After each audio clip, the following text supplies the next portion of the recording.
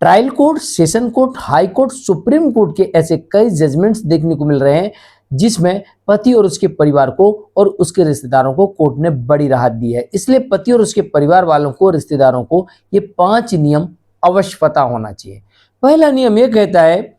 कि अगर पत्नी ने सामान्य आरोप लगाए हैं तो फिर ऐसे सामान्य आरोपों के आधार पर केस नहीं चलेगा और केस को रद्द किया जा सकता है। दूसरा नियम यह कहता है कि पत्नी ने अगर गंभीर आरोप लगाए हैं तो फिर उन गंभीर आरोपों के पत्नी के पास में सबूत होना चाहिए, अन्यथा बिना सबूतों का ऐसे आरोप वाला केस रद्द किया जा सकता है।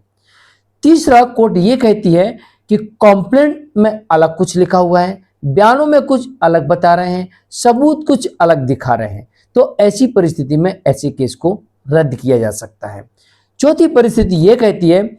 कि पति के केस करने के बाद पति ने कोई भी पत्नी के विरुद्ध केस किया या उसके परिवार वालों के विरुद्ध केस किया और पत्नी ने बिना सबूत के पति और उसके परिवार वालों पर केस कर दिया, तो ऐसे केस को भी रद्द किया जा सकता है। और पांचवी बात यह कही जा रही है यहां पर कि अगर लिमिटेशन के बाद केस किया गया है तो लिमिटेशन यहां पर लागू होगा और ऐसी परिस्थिति में लिमिटेशन के आधार पर एक केस को रद्द कर दिया जाएगा।